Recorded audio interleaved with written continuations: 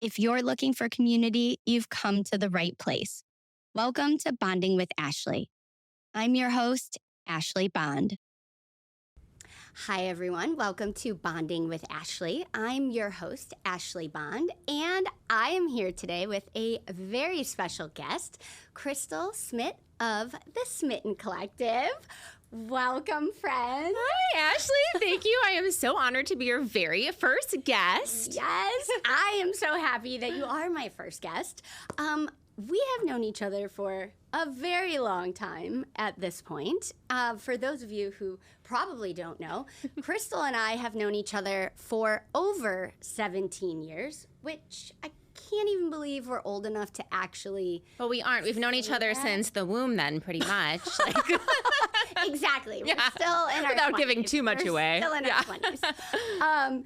But I am so excited to have you here because you have had a tremendous journey in your career in starting something completely new in a field that I feel like is still very up and coming and very unknown, I guess, if you will, and constantly changing. I don't know if there really is another field that is moving as quickly and changing as quickly as we've seen becoming a content creator is. Yeah, I know. It's a very new thing. It's a new thing for me. It's a new thing for everyone. But like you said, I really think this is like, you know, as marketers are putting dollars into this is an industry and it's a full-blown thing. And there's a lot of people now doing this full-time like myself. And it's crazy that you can really make your own career out of doing this in so many different ways, so many different niches. But it's a really exciting time to be a content creator. Yes. And I do have to shout out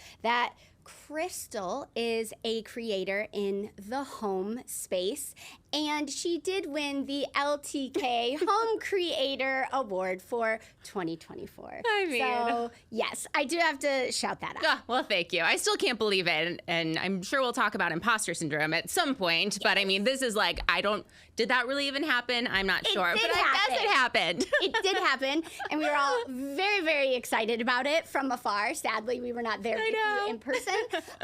But yes, so my question is, as this is a new field, I think this is a new opportunity for people. I don't think people our age knew, of course, when we were younger, that this was actually something that you could do to make a living and make a career. So you have had multiple different jobs kind of leading you up to this point where you decided this was something that you want to do. Did those previous roles help you create what you're currently doing with your business as a full-time home creator? 100%. And I think this is a totally like layered question I can answer in so many ways because it is a little bit. I mean, as you know, there are so many people doing this now, content creators, influencers, whatever you want to call it. And they're out of all different age groups, right? So, I mean, unfortunately, we're not in our 20s, but we're kind of like, I'm in that elder millennial category where I did have a full career before I started this.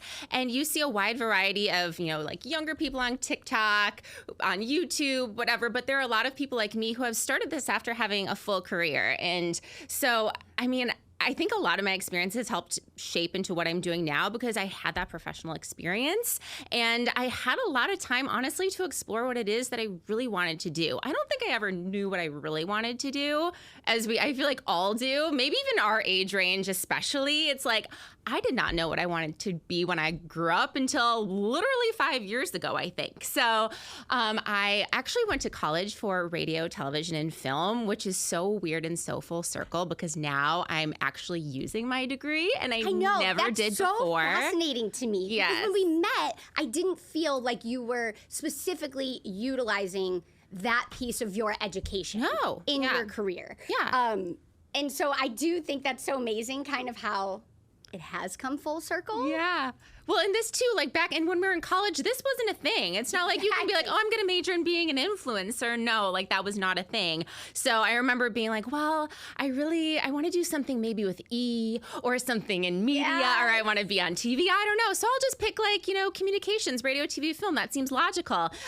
So I did that in college. And then coming out of college, we were very much in, I think, the generation of like, well, I didn't know what I wanted to do still, but I needed a good job. So it's like, Yeah. listen, I'm just going to enter corporate America, get a good job, get insurance, like all of that. So I went into very much the rat race of working in downtown Chicago at some bland, blasé job that had nothing to do with my degree. I was working at a desk. I was being an assistant. I was being a number of different things.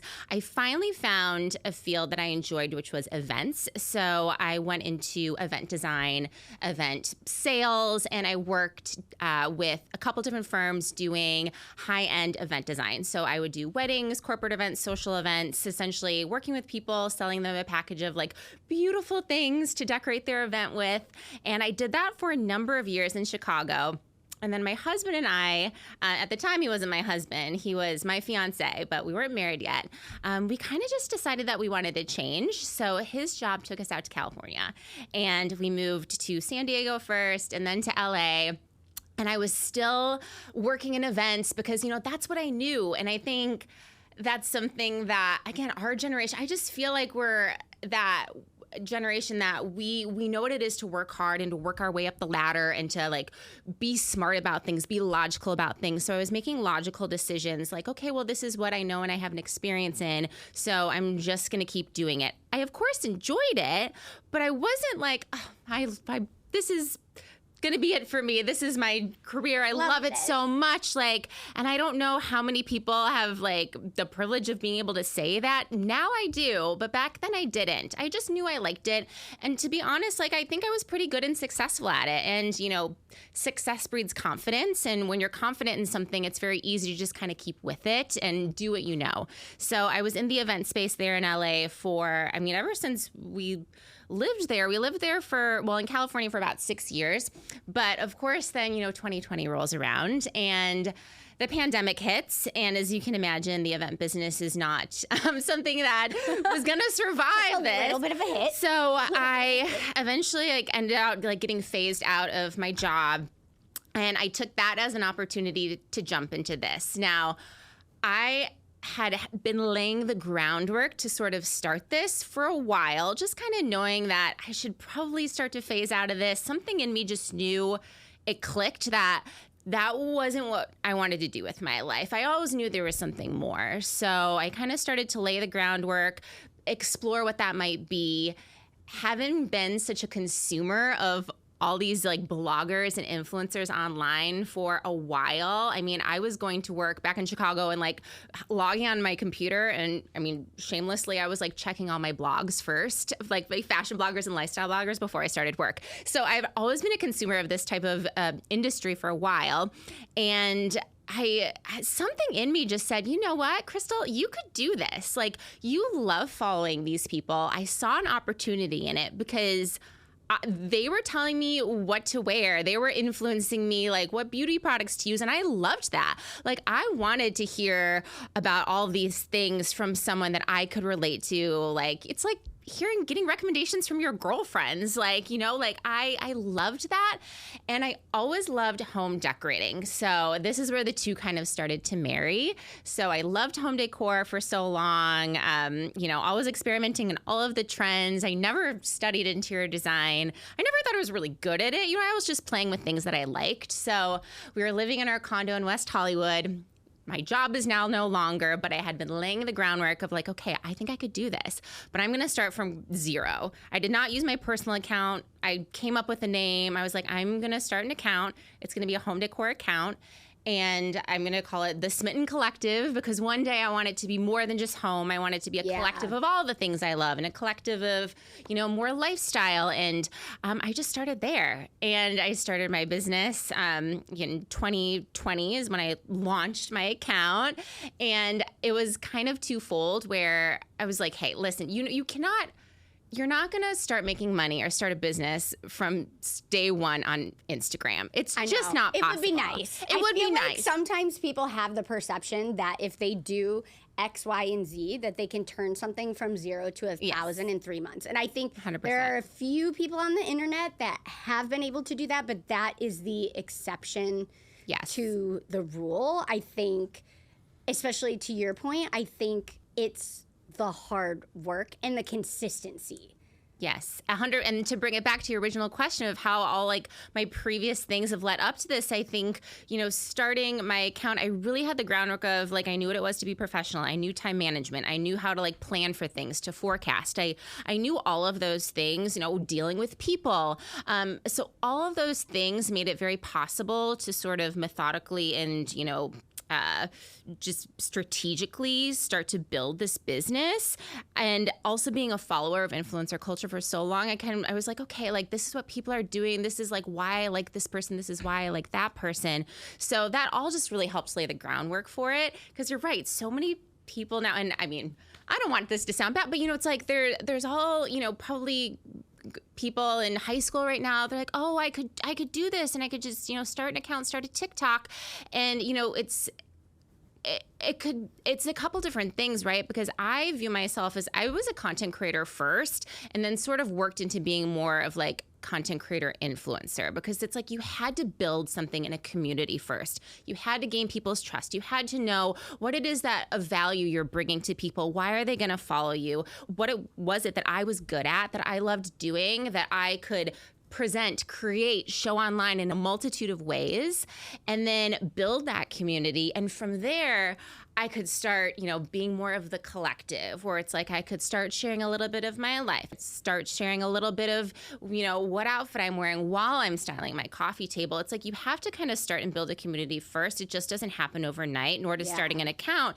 And so I don't have the perspective of maybe, someone in high school that wants to do this and like think like, oh, I could just, hop on and start sharing my life. It's also two different types of forms of content, right? Like I am sharing home decorating and home design for the most part.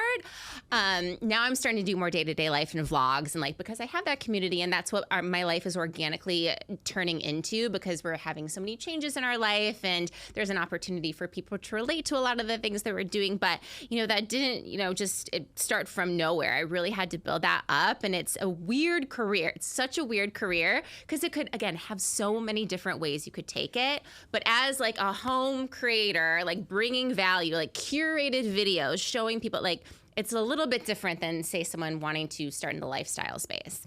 I think that's one thing too that's so interesting though, is with this career, and I think with some things in life, right? You brought up hard work and kind of how your journey took these different steps with different roles and different things that kind of played into where you are right now. I think that's the one thing that I would love for people to keep in mind, is that there is no one right way to end up where you should be. And I say should in quotes, in air quotes, because what is that? But I do think there are certain careers that people want, and I think sometimes we get disappointed or discouraged that the current step that we're on is not going to lead us where we need to go. 100%. And I think, especially with everything you've done, it has really shown that you can still get there. And as you said, we are the elder millennials. So yes, everyone's journey is going to be different with this, right? Yeah. Like, we know this well enough to know now that sometimes some people are going to have to work harder at something to get the things that they want. And sometimes those things are going to come so much easier for people for whatever reason. Yes. And I think the hard work is the piece. I just don't think hard work is ever going to go to waste. No, it won't. And honestly, like, I have never worked at something harder in my life. You think about it, like, when you build a business like this, you're an entrepreneur, you're a business star, you're a business owner, you wear every single hat in your business. Now I'm fortunate, like, I hire people for certain things, but, you have to be so committed and so in love and so like fully in this to put that hard work into it, because without that, I mean, you're not going to grow into what it could be. And you really have to, you have to know your strengths and know what you're good at. And I think that's a big part of it, because like anybody can do, you can put your mind to anything and do whatever, but like it's hard work. Like this is not, sometimes it can look easy. It can just look like fluff. We're posting videos online. We're posting it. Like, this is the hardest I've ever worked at anything. I mean, I'm working like 18 hours a day, but I love it. And it doesn't always feel like work to me. So to find something like that is amazing. And I think you're disciplined at it. I think that's the other thing is I think some people have this perception that this is something very easy that you can do. And people are forgetting that we've gone from a time in the I'm going to call it the entertainment world, because I do feel like our phones have turned into digital media. This is where people are going to get their entertainment these days.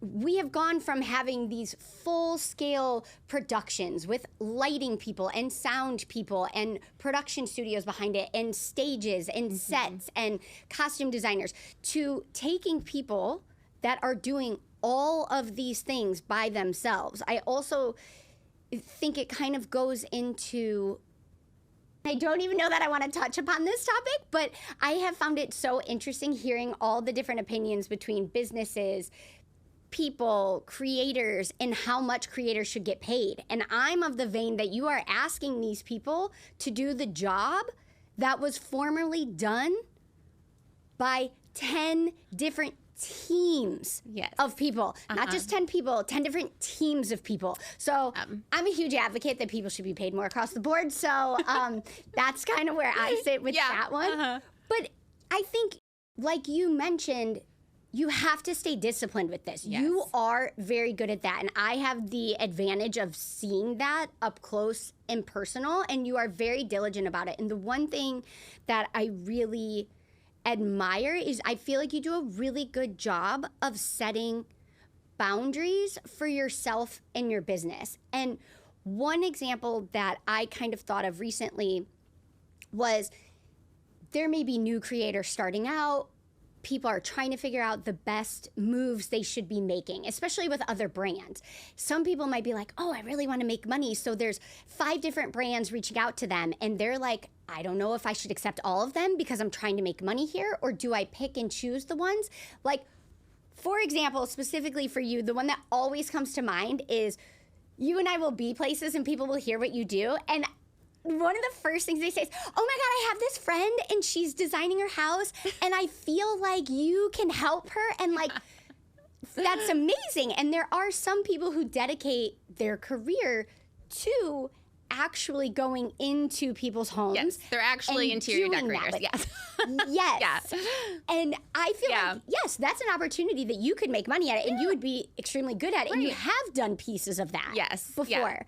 But I feel like, how do you kind of decide, like, knowing that that's not the right decision for you? Yeah, this is, I mean, there's so many layers to this because, like, I forgot to mention when I first started my account, because, again, I started from zero, right? I started from nothing, and I was like, I'm going to make this my job. And I also want to say that, okay, this is also circumstantial. And I started it, I mean, how old was I when I started this account? So I'm 41. And it was like 5 years ago. So in the 40s. In the 40s crowd.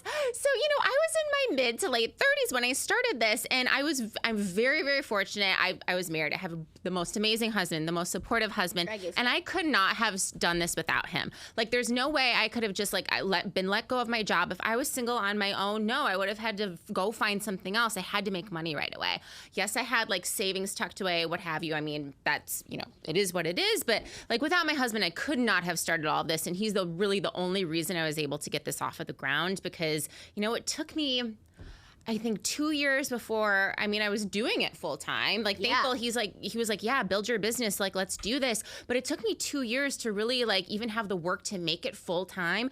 Probably 3 years before I was actually making a good full time income that probably would have replaced some of my other jobs. So it's not like, it doesn't happen overnight. You're right. Some people it does happen overnight, but for me, it did not happen overnight. And when I first started that business, I was like, I'm going to start being a home decor content creator, but I'm also going to do e-design. I'm going to like do virtual design for other people, because that was guaranteed money, tangible money that I could make right away by getting clients who maybe saw my account, saw that I offered services, and then do that. So I did offer that for maybe the first 2 years of my business, and I will be very honest with you, I hated it. I did not. I really hated it. Honesty, because I hated it.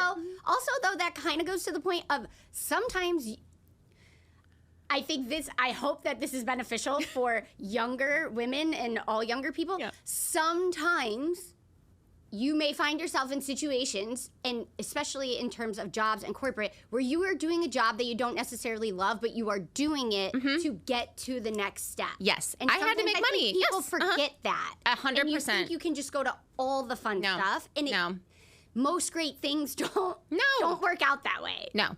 Yeah, I absolutely hated it. So it's like, but I kept with it because it's like, listen, like it was like I was making money. And people loved This it, is and life. you were good at it. So it is one thing, like, you were good at it. It would be one thing if you were like, oh, thank you. I mean, I don't know how good I was at it because this is one of the, I learned, like, again, know your strength, know what you're good at. They were very happy with everything. So. Listen, a lot of them were our friends, and like, bless them. I'm so grateful that they gave me the opportunity. But also, you know, I did that because, again, it helps build my business, but as soon as I could let that go, it was like the biggest relief off of my shoulders. And you're right, there are people all the time who still stay with me this day. I get messages every single day, and I'm so flattered by them. But I mean, do you offer design services? Can I hire you for this and that?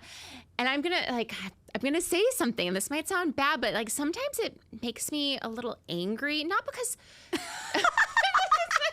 Why? Tell us. No, I am very. It is nothing against them, but it's so flattering. It's so nice that they think I'm good enough that I could actually do that professionally, because I'm not. I am not an interior designer, but it sort of makes you angry because I just am constantly wanting to feel validated in what I am doing, and in what I am doing as a content creator, I am sharing this, and I'm doing all of these other things, and I'm really not like a designer. It may come across like that. I design my own home, and I love I'm obsessed with decorating my own home. I will do it all day, like just for fun.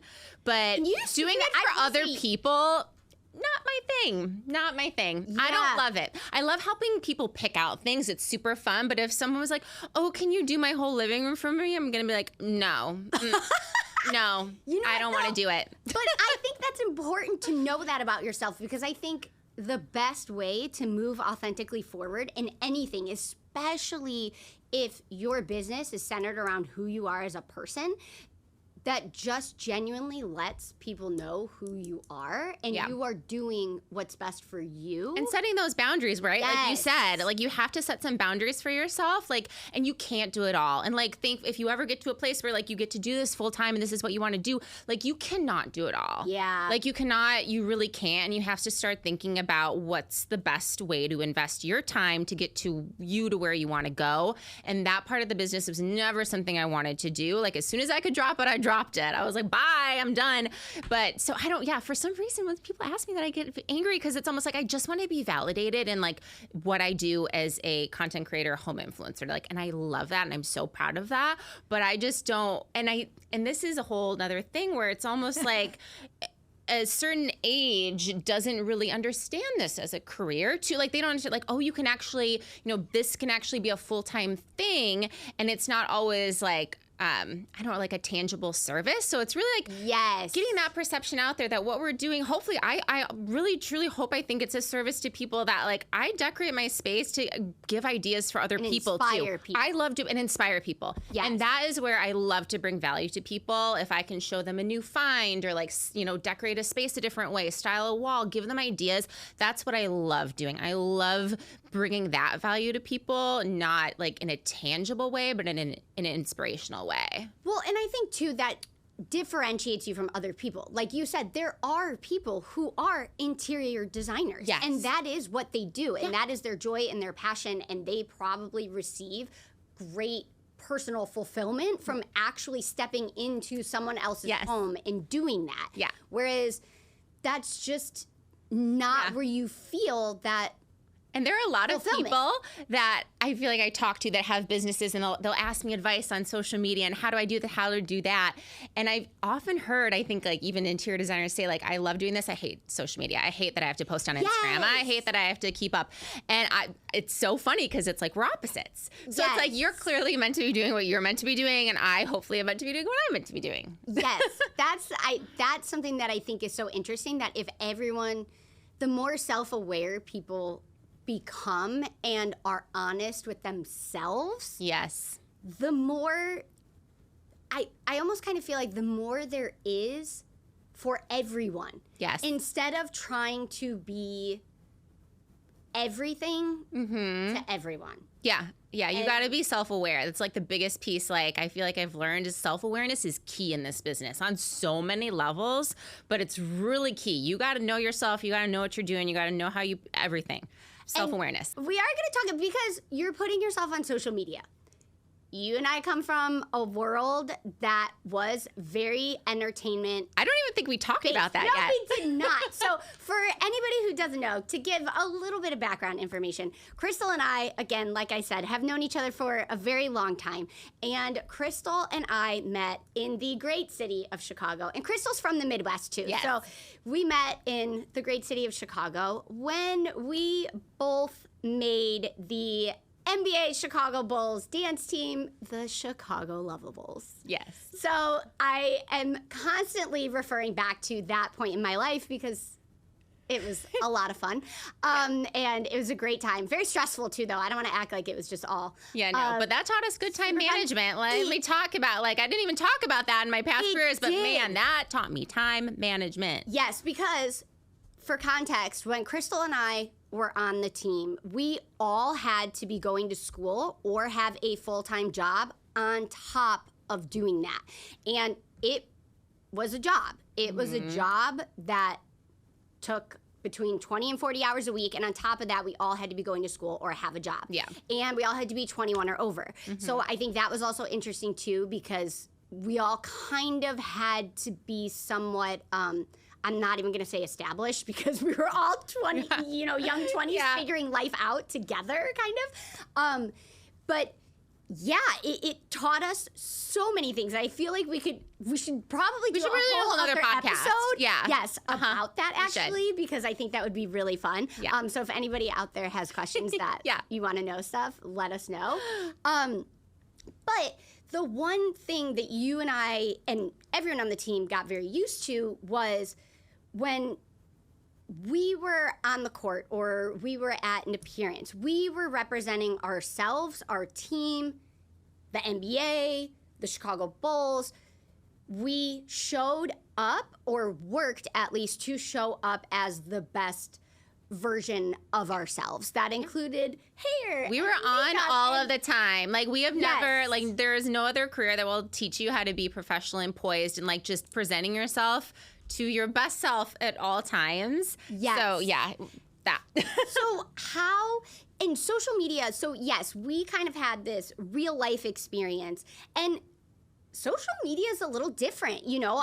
I know for me, sometimes I'm like, oh my gosh, I get and I can't believe I'm saying this, after, as we are this age, I'm like, oh, I don't want to post that picture. Oh, yeah. Is that a good angle? And I'm like, why do I even care about this? Oh, gosh. I'm please, back when I was making my first reels in 2020, I put a lash strip on to make them. I'm like, what am I doing? There are 2 people watching this, first of all. Who cares? I love a good lash strip. We came from that school, though, of this is what you did when you show up. It wasn't now where it's so cool to be in sweats. And when we were in Lovables, we weren't even allowed to really post on social media. It was totally different. It was such a new thing. Yes. That wasn't, and yeah, that's, I think, too, what is so fascinating is how we really have experienced a time in which brands and businesses were very scared of social media. Yes. They were not utilizing it. They were not doing everything that they could with it. It is absolutely not what it is today. Yeah. But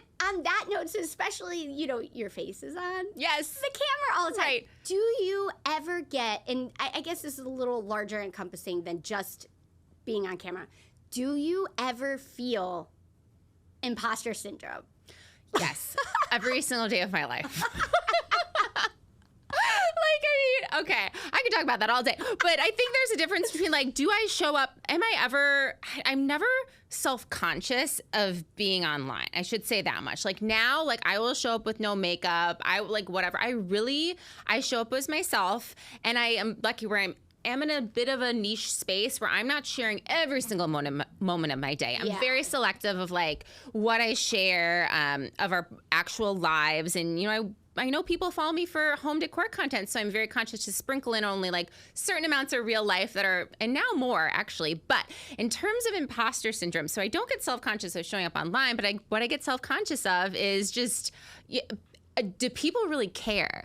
Do people honestly really care what I'm doing? Do people care about I feel like I know people care about my house, but do people really care about the fact that, I don't know, like, this is what I did today, or like, I'm obsessed with this lip gloss. Do you want, I'm like, I swear I love it, but like, so I just. 640,000 people on Instagram care. Yeah. But you know, minimum. It's one of those things. It's like, do people really care? Do they really give an F, to be honest? Like, I don't, like, who am I? Like, honestly, really, who am I though? Like, I'm just like, I just share my home. I'm not over here curing cancer. I'm decorating, like, for a living. So there's a lot of times where I just have to, really take some of those messages that I'm receiving to heart, where people are like, oh my gosh, like, this space inspired this space. And I'm like, okay, I feel validated. I'm like, this is why I do what I'm doing. And people are using what I'm doing as inspiration, but every single day, even when I won that award, I was like, you surely must be joking. Like, I don't, like, who am I? So, but deep down, and I wish we all had a feeling it would happen. I know. I'm like, I wish I could say something about, like, how to get past that, because I don't know. I feel like I could speak for many of us in this space that that's something we're going to have every single day of our lives, because we built this, like, this is it. Like, we are our own business. So there's no one, sitting there telling you what to do, telling you that you're doing a good job. You're not doing a good job. It's just yourself. So I don't know. Like, I deal with it every single day. And you just, again, I think I said earlier, like, success breeds confidence, though. So you really have to look at those moments of, like, when I know that I'm doing a good job, or I know that I'm bringing value, and take that in, because those moments of success will make you more confident and could peel back a little of that imposter syndrome a bit. Yes, but I think that's really interesting that you bring that up too, because I will be very honest, I have talked about starting a podcast for years. I can't even believe that it's been years, but it has been. It's true. I can validate. Yeah, thank you. And Krystal, you have been pushing me to do it for a very long time. And, I think I've had all those thoughts in my head as well. Like, who's going to care? Who's going to listen to this?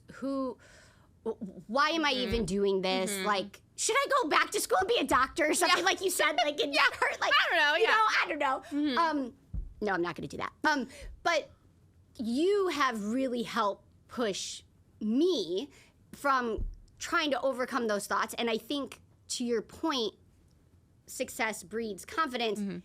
You can't have that unless you start. You just got to start. So I know everybody says it, but, like, it really is, you just have to start. Now, do you have to actually I believe that, like, you just have to start, but actually you have to put some thought into it. I mean, like, it's just we're not pulling things out of thin air here, but, like, you've been developing this for so long, but, like, and sometimes it might take a while to finally start, and that's okay. But at some point you just have to finally start, and you just have to do it. You just have to hop on without makeup. You just have to all of a sudden be vulnerable and just be like, no, I'm going to own this. I'm going to forget about imposter syndrome. I'm like, this is who I am. I was like, pretend you're like, pretend you have 1 million followers. You just start and, like, pretend, people, like, care what I'm talking about. I don't know, whatever it is you have to do to tell yourself, like, you just have to do it. If this is something you love and you can bring value and you have something to give to the space, run with it. And I think, to your point, I saw this quote recently, and I thought it was actually really interesting, because I do think part of the validation and success in terms of social media and having digital entertainment, if you will, is having data behind it, right? How many people are subscribing? How many people are interacting? And I saw this quote, and I thought it was actually really, really good. And it said something about, don't get discouraged if you feel like you don't have as many likes as you hoped on something, because even if it's 20 likes, can you imagine if you walked out your door and 20 people said something kind to you or something nice? I love that. You would go to bed that night feeling great about yourself. And so I think, to your point, it's doing it, and fake it till you make it, because if you have to pretend, like you said, that you have, like, 1 million followers there, then by all means, like, do it. And here's another thing, like, and something that I think has been my biggest thing that I've struggled with. It's not just a struggle. It's just something I think about and I deal with a lot, is comparison. And that is a huge thing in this industry. And, someone said this quote to me, the comparison is the thief of joy. And truly, that is 100% true. Yeah. Because I still, and it's a terrible habit to do, but I always compare myself to others on like in my space that are doing what I'm doing. And like sometimes it's a good, because like you kind of like need to see what's happening, see what people are doing.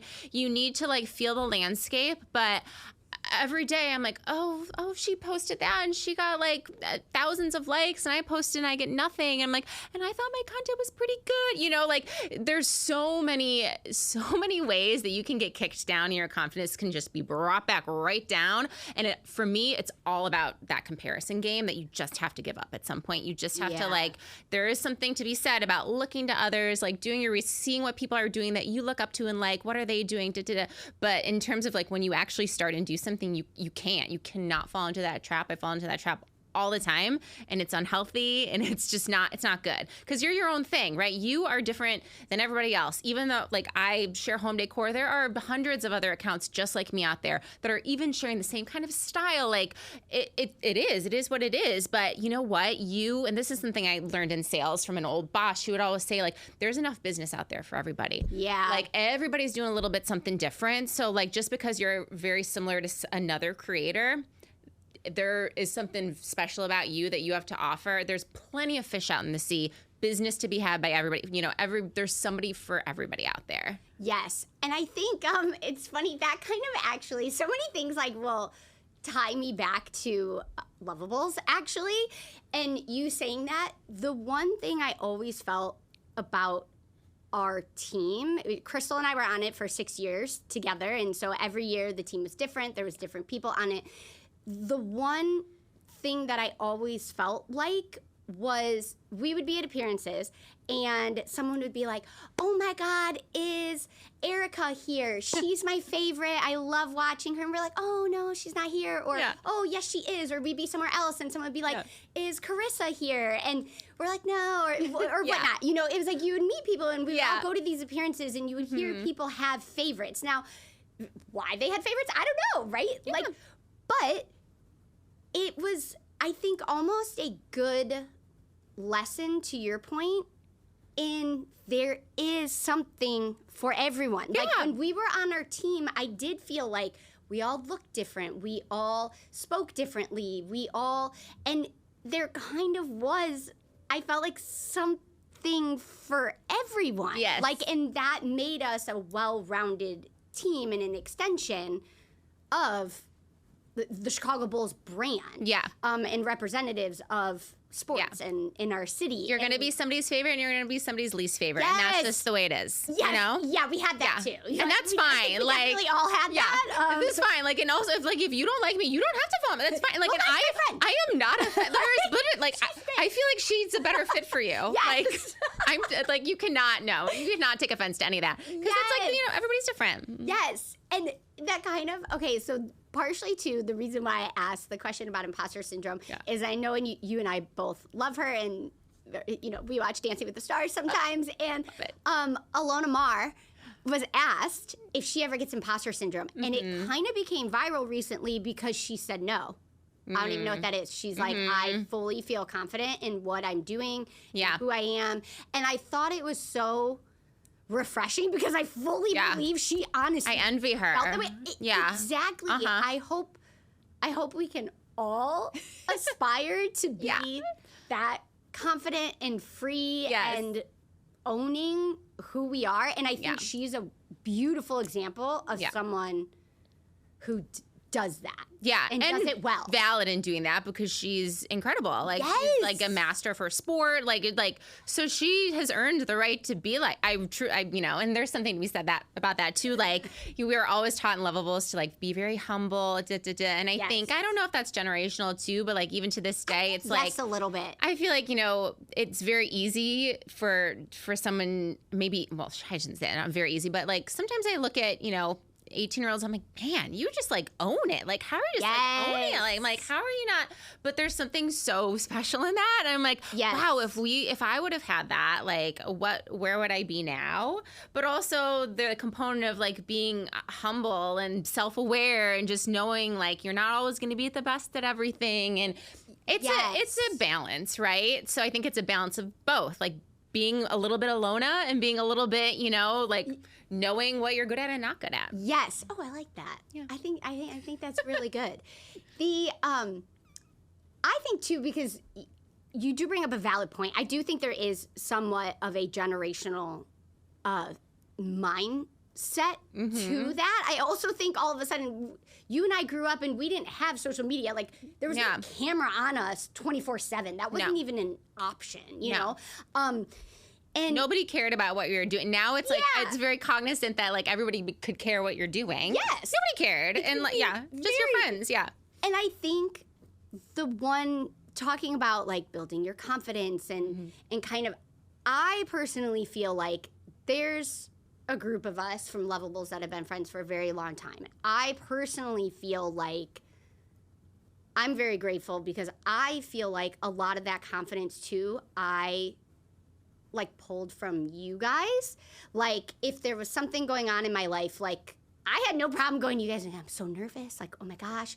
But I felt like we were all so supportive of each other in whatever it was that we were all doing, that at least for me, I felt like it helped give me confidence. Yeah, like, I found this old clip of something and I was like, I don't know, walking on like a runway thing and like at Underground, which was a club, you guys, in Chicago, and there was a fashion show. I think it was for charity. Yeah. So I agreed to do it, and you girls came. I remember this. Yes! And you girls came to support me, and I was like, oh, thank God they're here. Like, I'm like, even though I feel like I'm relatively confident, but like, it just made me feel better knowing you guys were there and having this like you're the people you surround yourself with too. I mean, we're very lucky where like we had this built-in like group of friends like that we were just all put together and they were all wonderful people and we're all still like great friends to this day. But it really is like you have to find people to surround yourself with that are going to build you up. You know, it's like people say it all the time, but it's so true. It's like if you're around people that are telling you can't do something or like shooting down your dreams, but like that's just not, those aren't your people. Yeah. Yeah. That's one thing too, I think, you know, there is this whole topic and data coming out that we are in kind of a loneliness epidemic and people are trying to find more ways to connect to people in person and find genuine connections. And we are having more and more. I saw a statistic, and I'm going to get it wrong, but I think by like 2035, 40% or more of the women in the world are going to be single for like the first time ever. And I think there's a group of women that are aching and searching for their friend group. And I think a lot of them are past the age of 30 trying to find their group. And I struggle sometimes because I try and think, is there something that they could be told to help them in that? And I don't know. Oh, gosh, I don't know. Yeah. Is, you know? I don't know. Yeah, I know. I wish I could offer something, but I'm also like, I feel so fortunate where I have so many amazing friends from all walks of life that it's like, even though my husband and I were actually moving back to California, I'm like, we don't know that many people out there. And I was like, oh, we need to make friends right away. And I'm like, oh, I don't think so. Like, I mean, I'm good. I have a lot. Like, I have friends all over. But so in terms of that, I think it's just, that's really hard. And that's actually, I mean, I know this is about like meeting people in person, but that's what I do love about social media because like there are a lot of people I know, I don't know them, but like people I follow online that I feel like very comforted by. I'm like, I feel like I know you and I really enjoy following you every single day. And like, I can at least relate to like, you know, those people online. It's not the same as in person. I know that's like the opposite of the point of your conversation, but I think that is a little bit of the beauty of social media, and what I find so rewarding is like just being able to relate to other people and have other people relate to me, and I don't know, like a sense of community, if you will. And I think that's something that I would love. Like I personally, like just putting it out there, like I want women to feel like they have a space or a community and at least can be a part of a conversation, and maybe some of the things that I talk about and I talk about with you and my guests, they feel like they can relate to something. Because I think there's so much still about women that people don't talk about. And one thing I think that we've actually both kind of discussed on social media is IVF, egg freezing, different things. And that is only now just becoming something that people, I feel like, are really starting to talk about. Yeah. And how did you decide? Because especially, like, again, your business is primarily home, and you do touch upon other things as well, but how did you decide that that was something you wanted to share? Because I think it's so beneficial. No, yeah, and I love this, and I love the whole thing, like the conversations you're having on this podcast with your guests. Hopefully it'll make those women that, you know, are in their whatever age and like looking to find new friends, like, come here, welcome, hang out. Like, and I love that you're having these conversations because it just opens up the door to talk about these things, you know, like on podcasts or like on social media that people haven't talked about before. And so I opened up last year that my husband and I were doing IVF. It was actually about 1 year ago we did 3 rounds back to back to back. And I talked about it for a couple of different reasons. You know, I have been starting to share more of my personal life because I just want my account to grow into more than just, you know, I don't want to pigeonhole myself, and I love sharing everything, and I think I have so much to offer in terms of relatability. And one of those things was the IVF process. And so I felt very comfortable talking about it, and I will say that first. So because I felt so comfortable talking about it, it's almost like, no, I have to talk about this, because it's like I can open and freely talk about this and, you know, open up conversations with who's ever following me that might have questions. Like, I was like an open book. I was like, I will talk about it all. So we did 3 rounds in starting February of last year, and really just for like that first step of like, we wanted to get embryos. And in terms of if we are going to do that second step, probably, I don't know, but it's also a conversation of, I think not everybody doing IVF is kind of the stereotypical woman you might think about, who is just like, oh, this is, you know, so personal, and they want a child so badly. And like, you know, like my heart always goes out. I always think about so many people in the different circumstances of why you're doing IVF. Yeah. And I think we're a little bit more unique. And again, something, maybe there are women out there that are like this too, where you're like, I never had the urge to be a mother. Like, it was never, but I knew maybe one day, It was just never like a priority, or it was like, oh, like we have to have kids. So by the age we were getting, we're like, well, this is a step we have to take to ensure that if we do want to have kids, we could might be able to do that, maybe. So I wanted to talk about it for that reason as well, because I don't think everybody out there going through IVF is the same or same circumstances. And it's okay to be like, you know what? I'm not even sure if we want to put the embryos in, and that's okay. Like, so it was important for me to talk about it so that other people out there that might be going through the same thing could relate.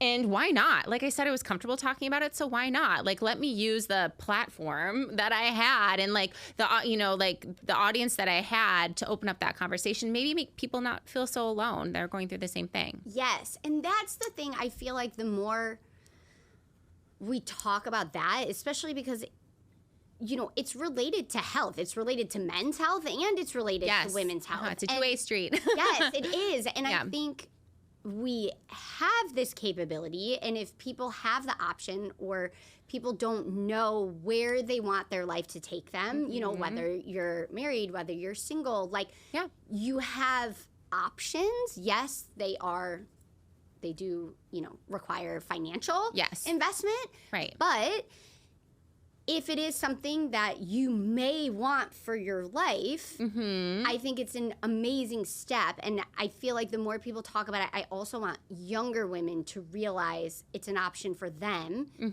so that they're not worried or scared that they're not at a certain point in their life that they feel like they should be. Yeah. And then also making decisions in their life that maybe they're not ready for. Like, and they might not always have someone to talk to about it too, or relate to. So that's what's so wonderful about us talking about this here now.